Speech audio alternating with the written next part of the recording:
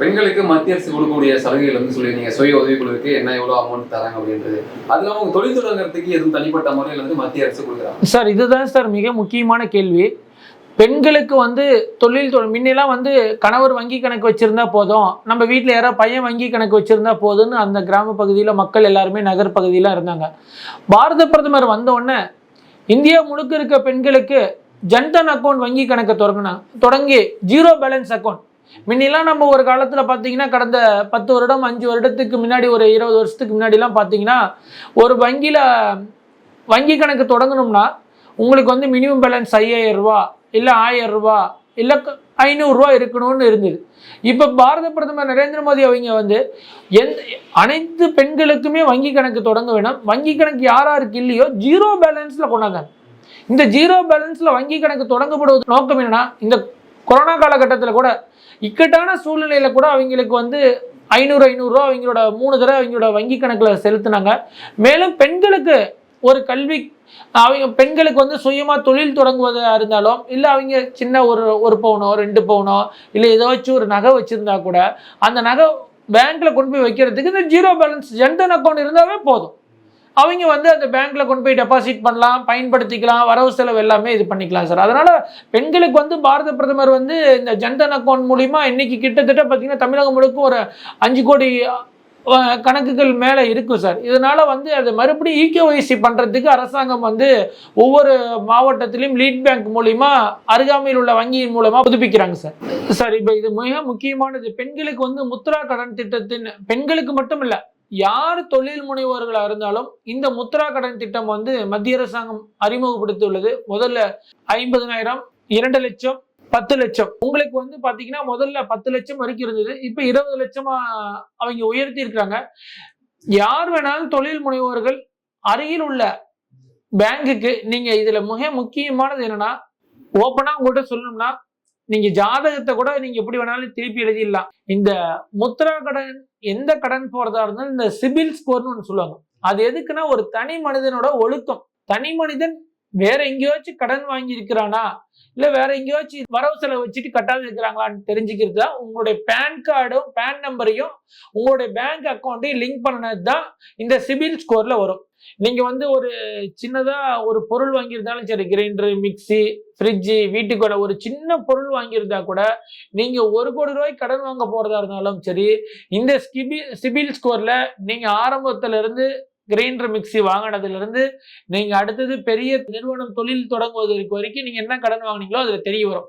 இந்த சிபில் ஸ்கோர் கரெக்டா mark 700 750 mark மேல இருக்கிறவங்களுக்கு அரசாங்கம் இவங்க கரெக்டா பண்ணிட்டு வராங்க, அதை பார்ப்பாங்க. ஃபர்ஸ்ட் அதான் பார்ப்பாங்க. சிபில் ஸ்கோர் இருந்ததுன்னா நீங்க யாரையுமே போய் தேட தேவையில்ல. சார் நான் இந்த தொழில் தொடங்க வரேன், நீங்க அதோட ப்ராஜெக்ட் ரிப்போர்ட், நீங்க என்ன தொழில் தொடங்க போறோட மிஷினரிஸோட பிரைஸ், அந்த கம்பெனிக்கு யார் கொடுக்குறாங்கன்னு ஒரு கொட்டேஷன், இது 3 எடுத்துட்டு போய் பேங்க்ல கொடுத்தீங்கன்னா அவங்க பார்த்துட்டு மேக்சிமம் வித்தின் எ வீக் உங்களுக்கு வந்து கிளியர் பண்ணி உங்களுக்கு. அதிகபட்ச தொகை எவ்வளவு சார் முத்ரா கடன்ல? 20 லட்சம் சார். முதல்ல 10 லட்சம் இருந்தது, இப்போ வந்து 20 லட்சம் வரைக்கும் அவங்க உயர்த்திக்கிறாங்க சார். இதனால வந்து நிறைய பேர் இதுல மிக முக்கியமானது வந்து இதுக்கு டாக்குமெண்ட் எதுவுமே தேவையில்லை. எதுவுமே வந்து நீங்களோட சொத்தை அடமாடம் இது பிளட்ஜ் பண்ண தேவையில்லை சார்.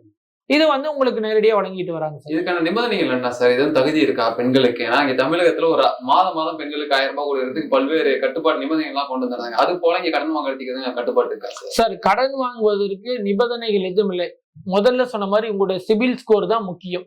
நீங்க தொழில் கண்டிப்பாக தொடங்கணும், தொழில் செய்யணும், நீங்க வருமானத்தை உயர்த்தணும், இது இருந்தா போதும் சார் தகுதி. இதுல தமிழகத்துல எத்தனை பெண்கள் வந்துட்டு அதுல பயனடைஞ்சிருக்காங்க சார்? சார் இப்ப இன்னைக்கு முத்ரா கடன் பாத்தீங்கன்னா தமிழகத்துல சுமார் 50 லட்சம் 1 கோடி பேர் பெண்களுக்கு மேல பயனடைஞ்சிட்டு வராங்க. மாணவர்கள் பயனடைஞ்சிக்கிட்டு வராங்க, பள்ளி படித்து முடித்த இளைஞர்கள் பயனடைஞ்சிக்கிட்டு வராங்க. மறுபடியும் புதுசா தொழில் முனைவோர்கள் கூட இந்த முத்ரா கடன்ல ஃபர்ஸ்ட் ஸ்டார்டிங் வாங்கி பயன்படுத்திட்டு வராங்க சார். இது அப்ளை பண்றது எப்படிங்க சார்?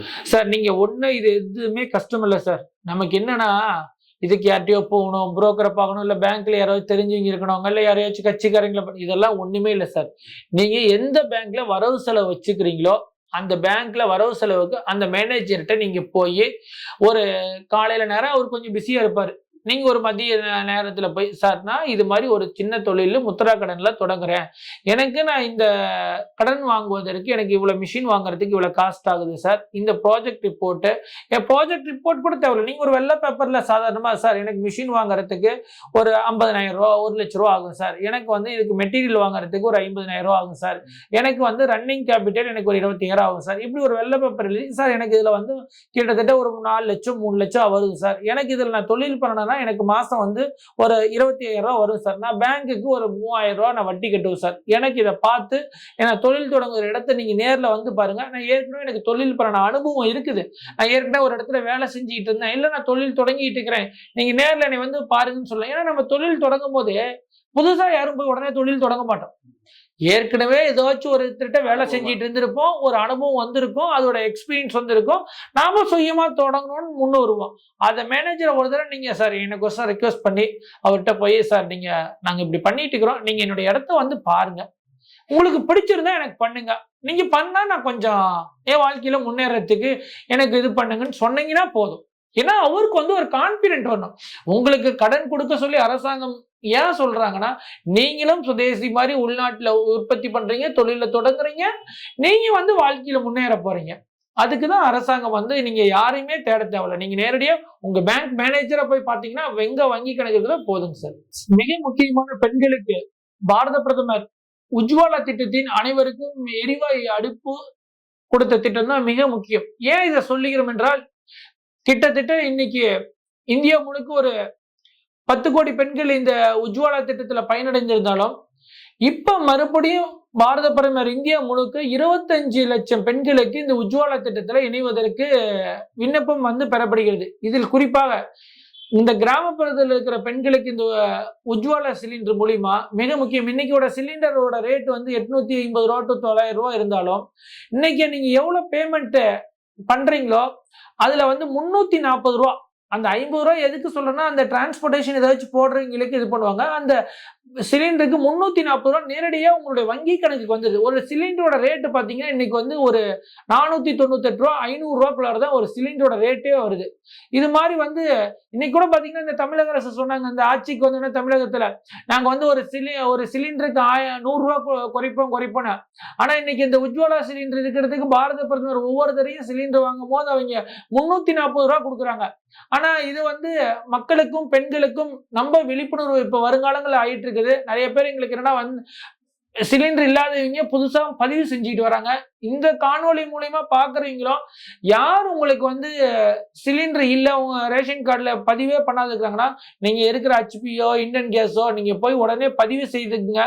பதிவு செய்யலைன்னா கூட நேரடியா மாவட்ட ஆட்சியர் ஒரு தடவை எரிவாயு இது வந்து நுகர்வோர் குறைத்தீர்க்கும் கூட்டம் நடைபெறுகிறது. டிஎஸ்1 இருப்பாங்க, டிஸ்ட்ரிக்ட் சப்ளை ஆபீசர் இருப்பாங்க, அவர்கிட்ட நீங்க போய் சார் எனக்கு இந்த இதுல வந்து எனக்கு இந்த ஏஜென்சில எனக்கு பதிவு பண்ண மாட்டேங்கிறாங்க, கேட்டா வரமாட்டேங்குதுன்னு சொன்னீங்கன்னா, அந்த மாவட்ட குறைத்தீர்க்கும் 3 மாதம் ஒரு முறை நடக்கும் போது உங்களுடைய முகவர் குறைத்தீர்க்கும் கூட்டத்தில் நீங்க போய் உங்களுடைய குறைகளை வந்து முறையிட்டு நீங்க அதுக்கு தீர்வு பெறலாம்.